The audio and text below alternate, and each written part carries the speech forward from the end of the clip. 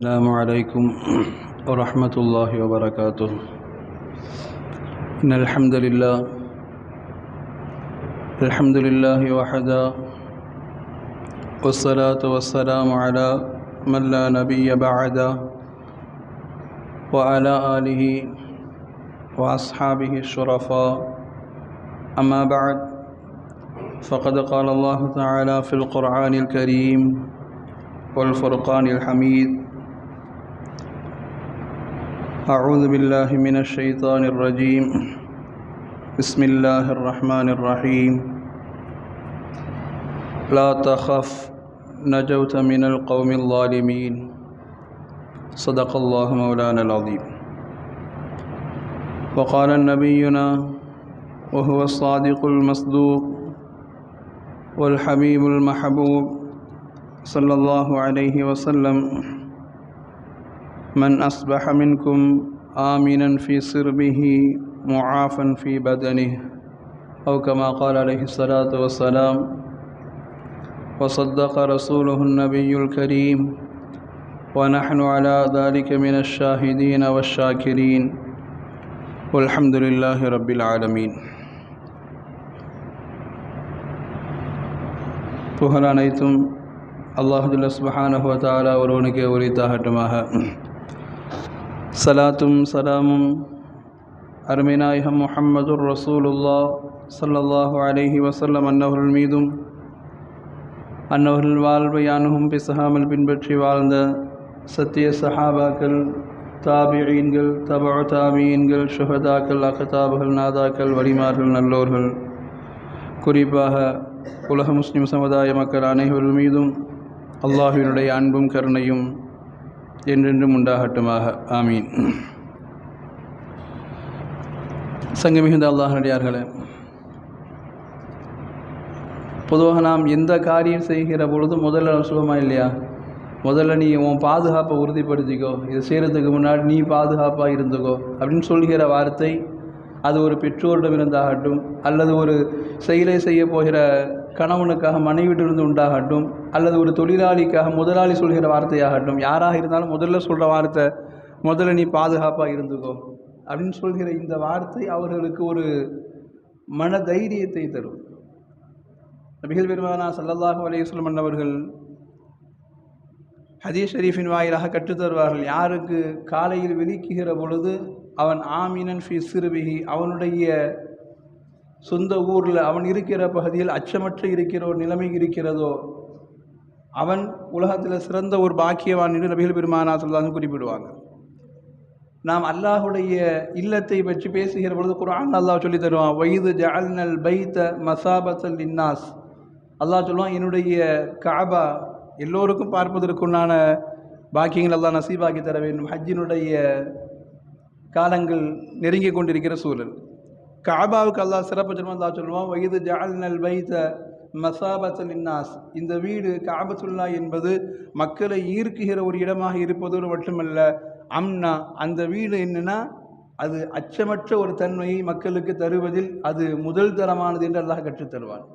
அப்படின்னா பயமில்லாத அச்சமற்ற ஒரு வாழ்க்கை அது கஅபாவிற்குள்ளே இருக்குகிற பொழுது எதை பற்றியும் உண்டான கவலை கிடையாது. ஏன்னா அல்லாஹுடைய வீடு, அல்லாஹ் பாதுகாப்பான் என்கிற ஒரு அச்சமற்ற தன்மையை கஅபா தருகிறது என்று அல்லாஹ் ரப்புல் ஆலமீன் சுட்டி காட்டுகிற இடத்துல அச்சமற்ற ஒரு தன்மை என்பது உலகத்தில் அல்லாஹ் ரப்புல் ஆலமீன் அது ஈமானிற்கு அடுத்ததாய் ஒரு பெரிய நியாமத்தாக அல்லாஹ் சொல்கிறான். ஈமானுக்கு அடுத்ததாக ஒரு பெரிய நியாமத்தை அல்லாஹ் சொல்கிறான்.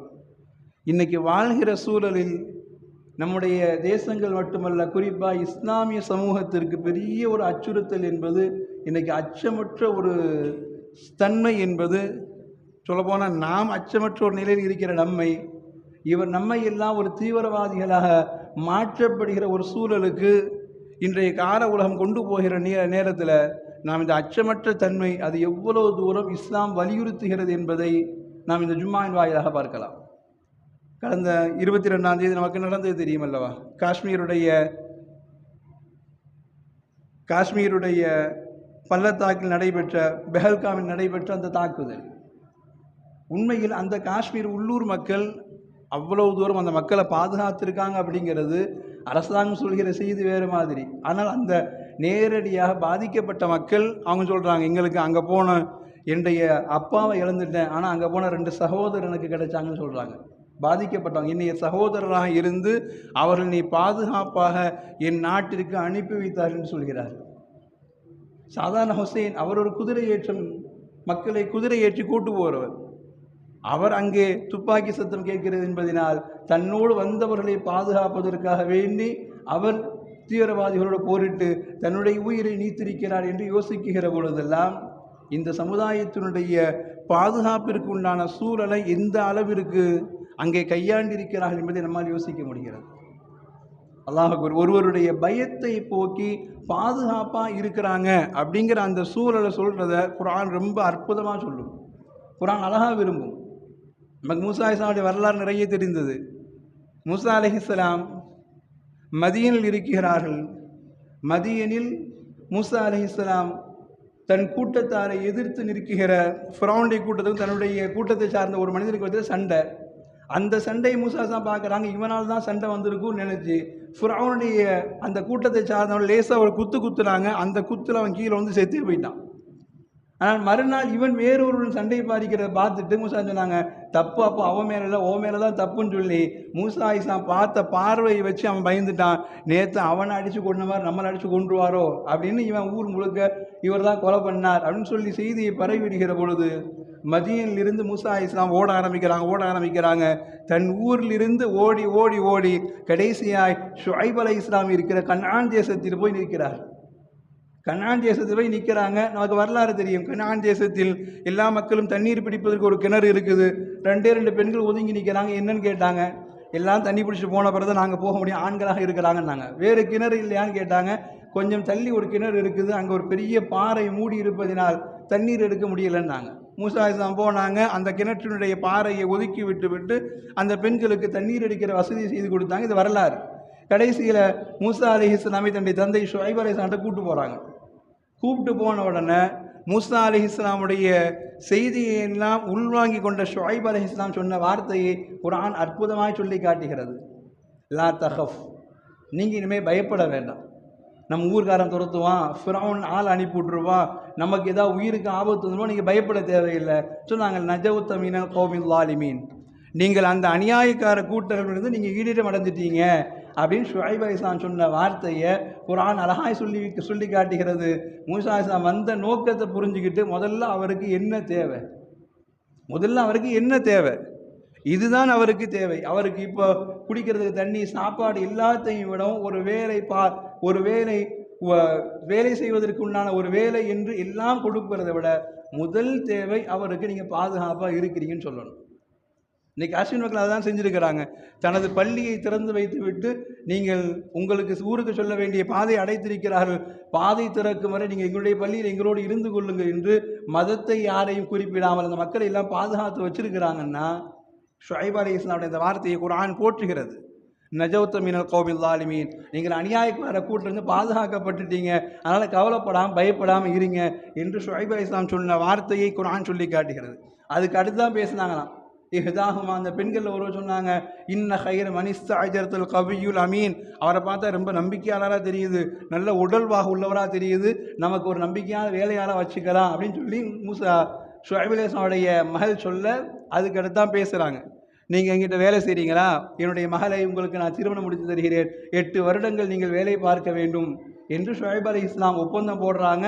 எல்லாம் செய்கிறாங்க, நடக்கிறது எல்லாம் பின்னாடி. முதல்ல வந்த உடனேயே மூசா அலைஹிஸ்ஸலாமுக்கு இருந்த பயத்தை போக்குற மாதிரி, ஏன்னா நான் உங்களுக்கு பாதுகாப்பு கொடுக்குறேன், நான் ஃபிரௌனுடைய கூட்டத்தார் கிடையாது, நீங்கள் ஓடி வந்தது மதியனிலிருந்து, இப்பொழுது கன்ஆன் என்கிற வேறொரு ஊருக்கு வந்திருக்கிறீங்க, இப்போ அவங்க நினச்சி பயப்பட தேவையில்லை, வேறொரு பூமியில் நீங்கள் பாதுகாப்பாக இருக்கிறீர்கள் என்கிற அந்த உணர்வை தருகிற இடத்தில் குர்ஆன் சொல்லுகிறது, இப்படி பயமற்ற ஒரு உணர்வை கொடுப்பது ஒவ்வொரு முஃமின் மீதும் கடமை என்பதை குர்ஆன் அற்புதமாக சுட்டி காட்டுகிறது. இதுதான் இஸ்லாம் வலியுறுத்துகிற ஒரு அற்புதமான ஒரு சூழல். முதல்ல டாக்டர் போன என்ன, டாக்டர் எவ்வளோ அன்கண்டிஷனாக இருந்தாலும் முதல்ல பார்த்துட்டு என்னங்கன்னு கேட்டுட்டு உடனே நோயாளி பார்த்துட்டு சொல்வார், அவரோட சூழலை பார்த்து பயப்படாதீங்க, பர்ஃபெக்டாக இருக்கிறீங்க அப்படின்னு சொன்னாதான் நோயாளி கொஞ்சம் பயப்படாமல் ட்ரீட்மெண்ட்டுக்கு ஒத்துழைப்பாங்க. இமாம்கள் இப்படி ஒரு கருத்து சொல்லுவாங்க, மனிதனுடைய ஆரோக்கியம் முக்கியமா பாதுகாப்பு முக்கியமா என்று முடிவு செய்தால் மனிதனின் ஆரோக்கியத்தை விட பாதுகாப்பு, பயமற்ற ஒரு வாழ்க்கை தான் மனிதனுக்கு ரொம்ப முக்கியமானதும்பாங்க. சொல்லிட்டு இமாம் உதாரணம் சொல்லுவாங்க, ஒரு ஆடு திடீர்னு அடிபட்டுருக்குதுன்னா அடிபட்ட இடத்தை சில நாட்களுடைய மருந்து போட்டு சரி பண்ணிடலாம். ஆனால் மனசுக்குள்ளே பயம் வந்துருச்சுன்னு சொன்னால் நம்மளே அப்படி தான் இருப்போம். ஏதாவது பார்த்து திடீர்னு பயந்து போய் உட்காந்துட்டான்னா, பயம் வந்துருச்சுன்னா அடுத்து வேலைக்கு போக மாட்டான். பயம் வந்துருச்சுன்னா சாப்பாடு இறங்காது.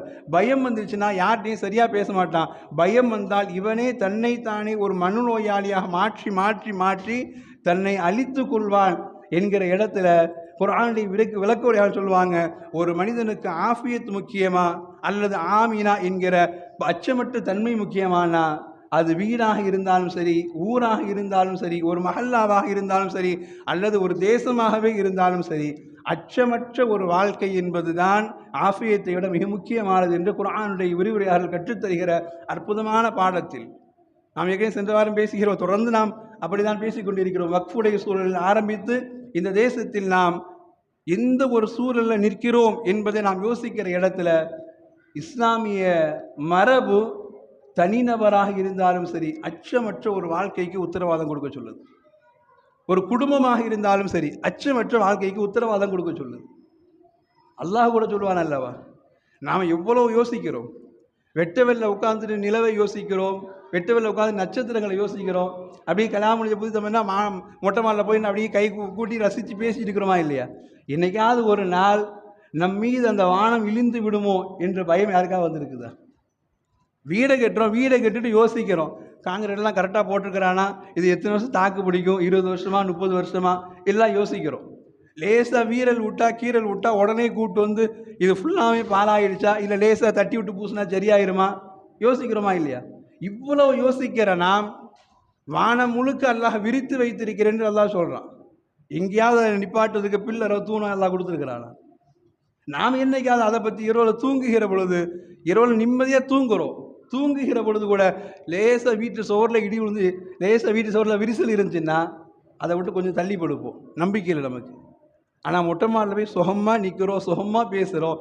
எந்த நிமிஷமாவது வானம் நோக்கி மேலே இடிஞ்சு விழுந்துங்கிற பயம் யாருக்காக வந்துருக்குதா? இல்லை அதை பற்றி சிந்தனையாக நாம் யோசிச்சிருக்கிறோமா?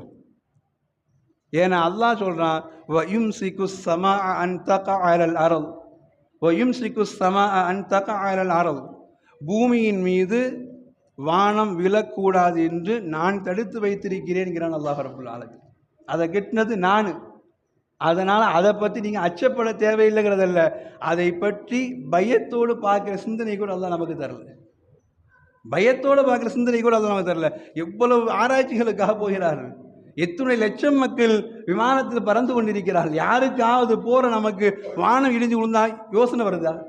அந்த சின்ன யோசனை கூட அல்லாஹ் சொல்கிறா, அதுக்கு நான் உத்தரவாதம் தர்றேன். வயும்சிகு ஸமா அன் தகஅ அலல் அர்த், பூமியின் மீது வானம் விழக்கூடாது என்று நான் தடுத்து வைத்திருக்கிறேன் என்று அல்லாஹ் ரப்புல் ஆலமீன் நமக்கு தருகிற அந்த அச்சமற்ற ஒரு உணர்வை அல்லாஹ் அவ்வளவு பெருமையாக பேசுகிறான்னா, முஃமின்களுடைய தனிநபராக இருந்தாலும் சரி, முஃமின்களுடைய வாழ்க்கையாக இருந்தாலும் சரி, அல்லது ஒரு உலகளாவிய அளவிற்கு உண்டான ஆட்சியாக இருந்தாலும் சரி, அங்கே அச்சமற்ற தன்மை என்பதை கொடுக்க வேண்டும் என்பதை குர்ஆனும் ஹதீஸும் அவ்வளவு தெளிவாக உணர்த்தி காட்டுகிறது. அல்லாஹ் பாதுகாக்க. ஏதாவது ஒரு சண்டைன்னு வச்சுருவீங்களேன், உடனே பேசுகிறேன். நம்ம என்ன பேசுவோம்? இவனை நம்பி வீட்டில் தூங்க கூட முடியாதுங்க, எந்த நேரத்தில் ஏதாவது செஞ்சு விட்டு போயிடுவோம். கணவனோ மனைவி ஏதோ ஒரு சண்டையில் ரொம்ப வேகமாக முத்தி போச்சுன்னா சொல்ல வார்த்தை என்னவா இருக்கும்? நம்பி வீட்டில் கூட ஒன்றும் வைக்க முடியாதுங்க, நம்பி வீட்டில் கூட தூங்க முடியாதுங்க, தூங்குற நேரத்தில் ஏதாவது செஞ்சுட்டு போயிடுவாங்க அப்படின்னு நாம் சர்வசாதாரணமாக பேசுகிற இடத்துல கூட ஒரு மனிதனுடைய நம்பிக்கை குறைகிற இடம் எதுன்னா, அச்சமற்று போகிற பொழுது, அச்சமற்ற தன்மை ஏற்படுகிற பொழுது ஒரு மீது வைக்கிற நம்பிக்கை குறைந்து போகிறது. அது கணவன் மனைவி ஆகட்டும், அல்லது தொழிலாளி முதலாளியாக ஆகட்டும், அல்லது ஒரு ஆசிரியர் மாணவனாக மாறட்டும், எந்த இடத்திலையும் அச்சமற்ற உணர்வு குறைகிற பொழுது அங்கே தன்னை அறியாமல் பயம் ஏற்படுகிறது. இன்னைக்கு இந்த சூழலில் நாம் யோசிக்கிற பொழுது சாதாரணமாக உள்துறை பாதுகாப்புத்துறை இடம் கேட்குறாங்க, எப்படிங்க 2000 பேர் குழுவி இருந்த மக்கள் இறந்த இடத்துல எப்படிங்க இவ்வளோ ஃபோர்ஸை தாண்டி உள்ளே வந்தாங்க கேட்டால் ஒற்றை வார்த்தை, அல்லாஹ் அக்பர், யோசிக்க முடியாத வார்த்தை சொல்கிறாங்க. இல்லை, அந்த இடத்த பாதுகாப்பு அதிகாரிகள் திறந்து விடவே இல்லை, மக்களாகவே போயிட்டாங்கிறாங்க. எவ்வளோ ஒரு சின்ன பிள்ளை சொல்கிற மாதிரி பதில். 2000 பேர் குழுமி சுற்றுலாவுக்கு போயிருக்கிறாங்க, சுற்றுலாவுக்கு போன இடத்துல 2000க்கும் மேற்பட்ட மக்கள், அது கீழிருந்து மேலே ரொம்ப உயரத்துக்கு ஏற வேண்டியது, பாதுகாப்பு தெரிந்தவர்கள் மட்டும்தான் குதிரைகளில் கூட்டு போவாங்கன்னு சொல்கிறாங்க.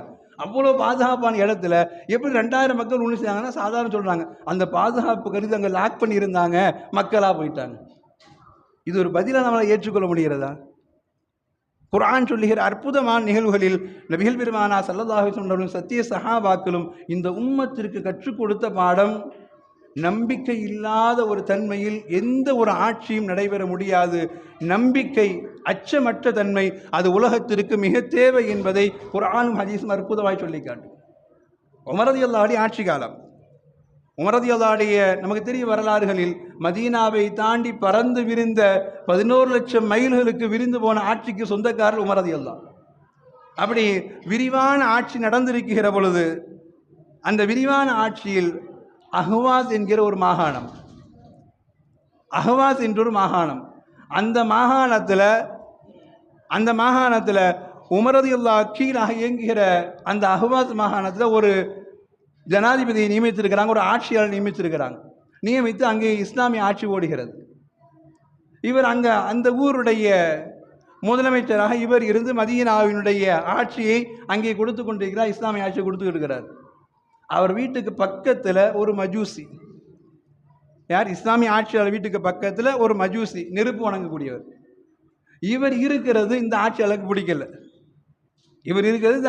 பிடிக்கல. அவரை கூட்டு மெதுவாக பேசினார்.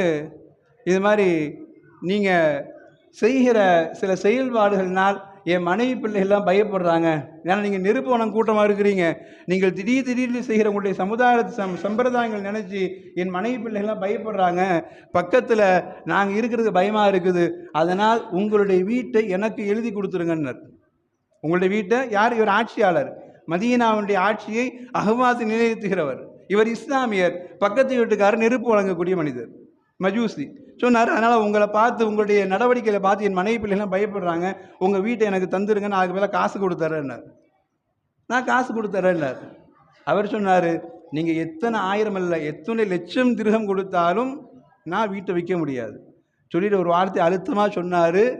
ஏன்னா உங்களுக்கு நீதியை கற்றுத்தருகிற குர்ஆனும் ஹதீஸும் அண்ணலும் பெருமானாரும் பக்கத்து வீட்டுக்காரரை எப்படி மதிக்கணுங்கிறத உங்கள் மார்க்கம் சொல்லி தந்திருக்குது.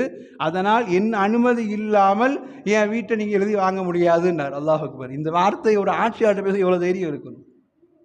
என் அனுமதி இல்லாமல் என் வீட்டை நீங்கள் எழுதி வாங்க முடியாதுன்னார். இப்படியே காலங்கள் உருண்டோடுது. இருந்தாலும் இவருக்கு மனசு ஒப்பல்ல. நம்மை ஒரு அதிகாரி என்பதனால் மக்கள் பார்க்க வந்துக்கிட்டே இருக்கிறாங்க, கூட்டங்கள் வர்ற இடங்களில் வீட்டு நெரிசல் ஆகிட்டே போகுது அப்படின்னு சொல்லி ஒரு நேரத்தில் திடீரென்று அரசு அதிகாரிகளை கூப்பிட்டு வந்து அவரை நிர்பந்தமாக வீட்டை விட்டு வெளியேற்றி அந்த வீட்டை இடித்து இவர் விசாலமான வீடு கட்டிட்டார். எங்கே? இஸ்லாமிய ஆட்சியில், உமர் ரலியல்லாஹு ஆட்சி காலத்தில் அஹ்வாஸினுடைய அந்த பொறுப்பில் இருக்கிற அதிகாரி அவர் மஜூசியை வெளியேற்றிட்டு என் வீட்டுடைய இடம் சின்னதாக இருக்குது, பார்க்க வர்றவங்களெலாம் இடம் பத்தலைன்னு சொல்லி தன் வீட்டை இடித்து, அவர் வீட்டை இடித்துட்டு தன் வீட்டை பெரிய வீடாக சேர்த்து கட்டிக்கிட்டார். இவர் மஜூசி வீட்டுக்கு வெளியில் உட்காந்து அழுதுட்டு உட்கார்ந்தார். ஆட்சியாளர் அவர் தானே, என்ன செய்ய முடியும் அப்படின்னு ஒரே யோசனை. அப்போ அவருடைய மனைவி வந்து சொன்னாங்க, ஏன் கவலைப்படுறீங்க, நீங்கள் ஆனால் நேரடியாக போய் இஸ்லாமிய ஜனாதிபதி உமர் ரலியல்லாஹு முறையிட்டு பார்க்கலாமே அப்படின்னார். நீங்கள் வேணா இஸ்லாமிய ஜனாதிபதி உமர்லாட்டும் முறையிட்டு பார்க்கலாமே, அவர் நீதமான ஆட்சியாளர் என்று சொல்கிறார்களே என்று சொல்கிற பொழுது இவருக்கு நம்பிக்கை இல்லை. அதே ஆட்சியாளர் தான் இவர் ஆட்சியாளராக வச்சிருக்கிறாரு. இவரே இவ்வளோ அநியாயம் செய்கிற பொழுது அவர் இவ்வளோ பெரிய ஆளாக இருப்பார் அப்படிங்கிற ஒரு சிந்தனையில் அவருக்கு மனசில் ஒரு தடுமாற்றம் இருந்தால் மனைவி சொன்னாங்க, நம்முடைய முயற்சி செஞ்சு பார்ப்போம், வேறு வீட்டை இழந்துட்டோம், நமக்கு அதுக்கு முன்னாடி எந்த விதமான பரிகாரமும் கிடைக்கல, நம்ம வீட்டை மாற்றுறதுக்கு இடமும் கிடைக்கல, இடிச்சு விட்டு போனாங்க, அதுக்கு எந்த விதமான பிரதி உபகாரமும் செய்யலை, அதனால் நம்ம போய் நாங்கள் கொடுத்து பார்க்கலாமே அப்படின்னு கணவர்கிட்ட சொல்ல, கணவர் அஹ்வாஸிலிருந்து கிளம்பி சில நாட்களுடைய தொலைதூர பிரயாணத்துக்கு பின்னாடி உமர் ரலியல்லாஹுவை தேடி வருகிறார். மதீனாவுக்கு வர்றார். மதீனாவுக்கு வந்து இறங்கின உடனே அவர் மனசில் பெரிய ஆசை, அவர் மனசில் ஒரு என்னென்னா, நம்முடைய ஆட்சியாளரே வீடு இவ்வளோ பெருசாக இருக்குன்னு நினச்சாரு, மதீனாவில் தலைமை பீடம் அங்கே தான் இருக்குது, உமர் ரலியல்லாஹு அப்போ எவ்வளோ பெரிய அரசாட்சி வச்சுருப்பாங்கன்னு சொல்லிட்டு மக்கள்கிட்ட கேட்டார். இங்கே தலைமை செய்கிறதுக்கு எப்படி போகணும்னு கேட்டார். தலைமை அதிகாரி பார்க்குறது எங்கே எப்படி போகணும், எங்கே கட்டடம் இருக்குன்னு கேட்டார். மக்கள் சொன்ன பதில் ஆச்சரியமானது. இஸ்லாமிய வரலாறுகளில் அவங்க சொன்னாங்க, யாரை பார்க்க வந்திருக்கிறீங்க? இல்லை, நாட்டினுடைய ஜனாதிபதியை பார்க்க வேண்டும். இல்லை, அவருக்குன்னு தனி ஒரு பெரிய மக்கள் சந்திப்பதற்குண்டான பெரிய இடம் இருக்கணும் இல்லையா, அந்த அரசாட்சியின் இடம் எங்கன்னு கேட்டாங்க. மக்கள் சொன்னாங்க, ஒன்றுமே இல்லை, இந்த பாதை வழியாக போய்கிட்டே இருங்க, ஏதாவது ஒரு தோப்புல, ஏதாவது ஒரு தோப்பு மரத்தில் வெறுமனையாய் துண்டை விரித்து படுத்திருப்பார், அவர் தான் இந்த நாட்டில் ஜனாதிபதி. நாங்கள் அல்லாஹ் நீங்கள் போயிட்டே இருங்க, ஏதாவது மரத்து நிழலில் பேரித்த மரத்தின் நிழலில் ஏதாவது ஒரு நிழலுக்கு கீழே துண்டு விரித்து படுத்திருப்பார், அவர் தான் ஜனாதிபதி. நாங்கள் அல்லாஹ் அக்பர். இவருக்கு வந்தவருக்கு 2 வகையான சிந்தனை வந்துருச்சு. அவர் பெரிய ஆளா இல்லை இவர் பெரிய ஆளா? ஏன்னா அவன் நம்ம வீட்டையும் சேர்த்து இடிச்சு கட்டிட்டு பெரிய கட்டடத்தை உட்காந்துக்கிறான். நாம் ஜனாதிபதியை தேடி வந்தால் ஜனாதிபதி ஏதோ மரத்து நெல்லில் தூங்குறான்னு சொல்லுவாங்களே, ஒருவேளை இவர் சொல்லி அவர் கேட்பாரா மாட்டாரா அப்படிங்கிற மாதிரி ஒரு சிந்தனை வந்துருச்சு. இருந்தாலும் தேடி போகுவோம் என்று உமர் ரலியல்லாஹு தேடி தேடி வருகிறார். வந்து கடைசியாய் ஒரு மரத்து நிழலில் தூங்கிட்டு இருக்கிற இடத்துல வந்து கேட்டார், நீங்கள் தான் ஜனாதிபதியான்னு கேட்டார். நீங்கள் தான் ஜனாதிபதியா? நாம் தான் ஜனாதிபதி. அவர் ஆச்சரியமாக கேட்டார், எங்கள் நாட்டினுடைய ஜனாதிபதி எல்லாம் அவர் பாதுகாப்பான இடத்துல உட்கார்ந்துருக்கிறாரு, நீங்கள் எப்படி மரத்து நிழலில் தூங்கி இருக்கிறீங்கன்னாரு. உமர் ரலியல்லாஹு அழகான பதிலை சொன்னாங்க, எங்கே நீதம் இருக்கிறதோ அங்கே பாதுகாப்பு எல்லா இடத்தையும் இருக்கும். நாங்கள் சுப்ஹானல்லாஹ், எங்கே நீதம் இருக்குதோ அங்கே பாதுகாப்பிற்காக வேண்டி போய் பெரிய கூண்டுக்கு பின்னால் ஒளிந்து கொண்டு நிற்கிற அவசியம் எல்லாம் கிடையாது. நீதம் இருந்தால் வெறும் மண் தரையில் உட்கார்ந்திருந்தாலும் பாதுகாப்பு இருக்கும். என் தேசத்தை அப்படிதான் கட்டி பாதுகாத்து வர்றேன். நாங்கள் உமர் ரலியல்லாஹு. அவருக்கு ஆச்சரியம் தாழல்ல. சொன்னார், நான் உங்களுடைய பிரதிநிதியாகத்தான் அஹ்வாதிலிருந்து உங்களின் பிரஜையை ஆட்சி செய்கிற அதே மண்ணிலிருந்து தான் வருகிறேன். எனக்கு ஒரு கோரிக்கை உண்டுன்னார். சொன்னாங்க, உமர் தான் சொல்லுங்க, என்ன கோரிக்கை உங்களுக்கு? அவர் சொல்லி பார்த்தார், அஹ்வாதுனுடைய ஆட்சியாளர் சொல்லி பார்த்தார், இந்த மாதிரி வீடு எனக்கு தேவை அப்படின்னு சொல்லி பார்த்தார். நான் கேட்கல, எனக்கும் நான் உரிமை, என் வீடு நான் இருப்பேன்னு சொன்னேன். அவர் கடைசியாக, என் வீடு ரொம்ப நெருக்கடியாக இருக்குது, நான் ஆட்சியாளர் என்பதனால் தினம் தினம் சந்திக்கிற மக்கள் கூட்டம் வந்துக்கிட்டே இருக்குது, அதனால் நான் வீட்டை எடுத்துக்கிறேன்னு அவராக எடுத்துட்டாரு. இப்போ எனக்கு வீடும் இல்லை, இடமும் இல்லை, தங்குவதற்கு நான் எந்த வழியும் தெரியாமல் நான் நடுத்தெருவில் நிற்கிறேன் என்று உமர் ரலியல்லாஹுவிடம் அஹ்வாதிலிருந்து வந்திருந்த ஒரு பிரஜை அவர் மனு கொடுக்கிறார். விசாரித்து விட்டு உமர் ரலியல்லாஹு தஆலா ஒன்றுமே சொல்லலை. உமர் ரலியல்லாஹு ஒரு கடிதத்தை எழுதார்கள். எடுத்து விட்டு உமர் ரலியல்லாஹு எழுதினாங்க, இந்த நாட்டினுடைய ஜனாதிபதி நான் உமர் ரலியல்லாஹு, நான் எழுதுகிறேன் என்று சொல்லி 2 வார்த்தை உமர் ரலியல்லாஹு எழுதினாங்க. அஈது இலைஹித்தார் வப் அஈது இலைஹித்தாரி அலா சாஹிபிஹா அவ் உஹுதுர். 2 வார்த்தை உமர் ரலியல்லாஹு. ஒன்று, இந்த கடிதத்தை பார்த்த உடனே அவர் வீட்டை அவர்கிட்டே கொடுத்துருங்க, இல்லையா நேரடி வாங்கிட்டு வாங்க. 2 வார்த்தை. இந்த கடிதத்தை பார்த்தவுடன், உமரிடமிருந்து கடிதம் வருகிறது, இந்த கடிதத்தை பார்த்தவுடன் அவர் வீட்டை அவர்கிட்ட கொடுத்துருங்க, இல்லைன்னா என்கிட்ட வாங்க, என்கிட்ட வந்து வாதிப்பிரதவாதம் தொடர்ந்து கொள்ளலாம் என்று உமர்லாம் 2 வார்த்தை எழுதினாங்க. எழுதிட்டு ஆச்சரியமாக வரலாறு எழுதுகிறாங்க. அந்த கடிதத்தை சுருட்டுகிறார்கள். சுருட்டி விட்டு அந்த கடிதத்துக்கு மேலே கட்டுறதுக்கு அந்த நூல் தேடுறாங்க, நூல் இல்லை. இஸ்லாமிய ஆட்சி, அல்லாஹ் அக்பர். நூலை தேடுறாங்க, நூல் இல்லை. சுற்றி முற்றி நூலை தேடி பார்க்குறாங்க, கிடைக்கல. கடைசியாக உமர் ரலியல்லாஹு படுத்திருந்த அந்த விரிப்பிலிருந்து ஒரு நூலை உருவி, படுத்திருந்த விருப்பிலேருந்து அந்த நூலை உருவி அந்த நூலை வச்சு கடிதத்தை கட்டினாங்க. இதை பார்த்த உடனே அவனுக்கு பயம் வந்துடுச்சு. ஒரு ஜனாதிபதி லட்சணமே இப்படி இருந்தால் இது எப்படி அந்த ஆள் மதிப்பான்? ஒரு ஜனாதிபதி லெட்டருக்குண்டான மகத்துவம் எவ்வளோ பெரியது, அதை எழுதி எவ்வளோ இதாக கொடுக்கணும். அதை கட்டுறதுக்கு கூட ஒரு நூல் இல்லாத ஒரு நிலையில் தான் படுத்திருக்கிற விரிப்பிலிருந்து ஒரு நூலை உருவி கட்டி கொடுக்கிறாரு. இதை கொண்டு போய் கொடுத்தா அவன் மதிப்பானா அப்படிங்கிற மாதிரி ஒரு பயம். இதை போய் கொடுத்து அவன் மதிப்பானா? இருந்தாலும் தர்றாங்களே அப்படின்னு வாங்கிக்கிட்டு நேரடியாக திரும்பி வர்றார். அஹ்வாது தான் ஊருக்கு திரும்பி வர்றார். திரும்பி வந்து மனைவி முன்னாடி லெட்டர் தூக்கி போட்டு வெறுத்து போய் உட்கார்ந்தார். மனைவி கேட்டாங்க, என்னாச்சு, போனீங்களா? இல்லையா. போனேன், நடந்த கூத்தை என்ன சொல்கிறது, அங்குள்ள ஜனாதிபதியை வெறும் கட்டாந்தரையில் தூங்கிட்டு இருக்கிறாரு, இவன் பெரிய மாளிகையில் உட்காந்துருக்கான், நம்ம வீடு வச்சு பெரிய மாளிகையில் உட்காந்து இருக்கிறான். அதை விட பெரிய கோரம் என்னன்னா, கடிதத்தை எழுதிட்டு கடிதத்தை ஒரு கவரில் கூட போட்டு கொடுக்க முடியாமல், அல்லது ஒரு அரசாங்கத்தினுடைய முத்திரை குத்தி சரியான ஒரு முறையில் தர முடியாமல் தான் படுத்து கிடந்த விருப்பிலிருந்து ஒரு நூலை உருவி கட்டி கொடுத்துக்கிறாரு. இதை போய் கொடுத்தா அவன் என் மூஞ்சிலே திருப்பி அடிக்க மாட்டானா அப்படிங்கிற ஒரு பயத்தோடு இவர் வெறுத்து போய் மனைவிட்ட சொன்னார். மனைவி சொன்னாங்க, இல்லை பரவாயில்லை, ஜனாதிபதி தந்திருக்கிறாங்க அப்படிங்கிற போது ஒரு மரியாதை இருக்கும், நம்ம முயற்சி பண்ணிட்டோம், போய் கொடுத்து தான் பார்க்கலாமேன்னாங்க. நாம் முயற்சி பண்ணிட்டோம், போய் கொடுத்து தான் பார்க்கலாமேன்னாங்க. அல்லாஹு அக்பர். அவர் கடிதத்தை கொண்டு வருகிறார். கொண்டு வந்து தனது ஆட்சியாளர் முன்னால் வந்து நின்னார். இவர் பார்த்தோன்னு ஏத்தாமல் கேட்டார், என்ன எதுக்கு வந்திருக்கிற, துரத்தி விட்ட பத்தாதா அப்படின்ற மாதிரி பார்வையிலே மிரட்டி கேட்டார். இவர் சொன்னார், ஒரு கடிதத்தை கொண்டு வந்திருக்கிறேன் அப்படின்னார். எங்கிருந்து? மதீனாவினுடைய ஜனாதிபதி உமர் ரலியல்லாஹு என்ற வார்த்தை தான். அவர் அப்படியே கைகால் வெடத்து எழுந்திருத்து நிற்கிறாரு. வரலாறு எழுதுறாங்க, எச்சில் முழுங்க கூட பயந்த ஒரு நிலையில், கை நடுங்கிய நிலையில் அந்த கடிதத்தை வாங்குகிறார் அப்படின்னு. அல்லாஹு அக்பர்.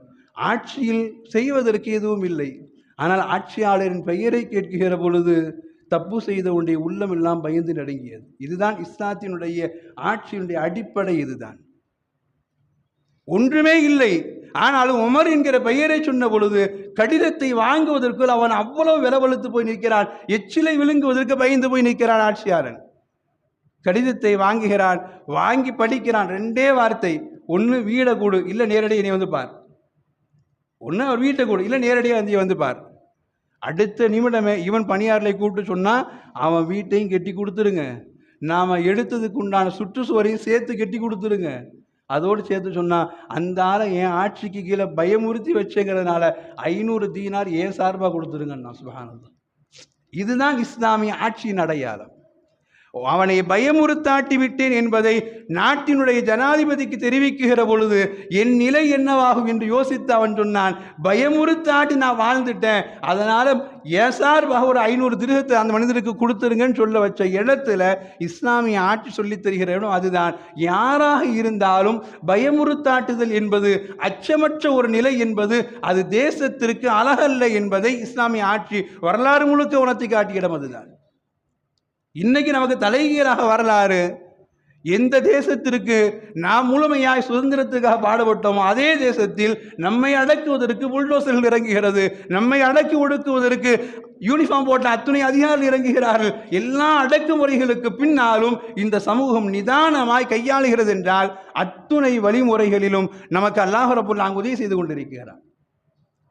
அதனால ஜமாத்துல் உலமா போராட்டம் முடிந்ததற்கு பின்னாடி அடுத்த உடனே ஒரு லெட்டர் எழுதினாங்க மக்களுக்கு, போராட்டம் முடிந்தது என்று விட்டுவிடாதீர்கள், தடை என்பது இடைக்காலத்திற்கு வந்திருக்கிறது, முழுமையான தடை வருவதற்கு இறைவனிடம் கையேந்துவோம், அதற்கு 4 வார்த்தையை கையில் எடுங்கன்னு கொடுத்தாங்க. குடிப்பாய் தஹஜ்ஜுதின் வேளையில் நீங்கள் இந்த வார்த்தையை சொல்லுங்கள், யா அல்லாஹ் எங்களுக்கு மேல் ஆட்சியாளர் அமர்ந்திருப்பவர்கள் எங்களை அடக்கி ஒடுக்க நினைக்கிற இடத்தில் ஜப்பார் என்கிற வார்த்தை, அவன்தான், நீதான் எல்லாவற்றையும் அடக்கி ஒடுக்குவன், யா கஹார் நீதான் அத்துணையும் நிர்மாணம் செய்கிறவர், யா கஹார் நிர்பந்திக்கிறவன் நீதான், யா அல்லாஹ் யா முன்தகிம் பழிவாங்குபவன் சார்பில் நாங்கள் பழி வாங்க மாட்டோம், ஆனால் எங்களின் சார்பாய் நீ பழி வாங்குவாய் யா அல்லாஹ். இந்த 3 வார்த்தையோடு சேர்த்து யா அல்லாஹ் என்கிற வார்த்தை, யா ஜப்பார் யா கஹார் யா முன்தகிம் யா அல்லாஹ், இந்த வார்த்தையை நீங்கள் அதிகம் துஆவில் சேர்த்துக் கொள்ளுங்கள். குறிப்பாய் தஹஜ்ஜுதின் வேளையில் இந்த வார்த்தைகளை சொல்லி இந்த தேசத்திற்காக வேண்டி,